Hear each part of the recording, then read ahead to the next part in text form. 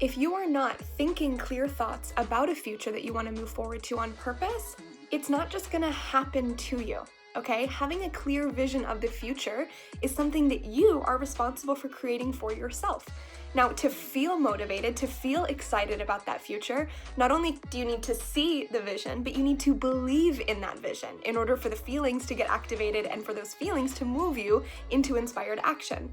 So instead of trying to get motivated about something that you don't really even see or believe is possible, focus on following your highest excitement, okay? So my activity for you is to write out what is the most exciting future for yourself that you could possibly imagine. And once you do, get into details, write about it, just dream a little bit for yourself.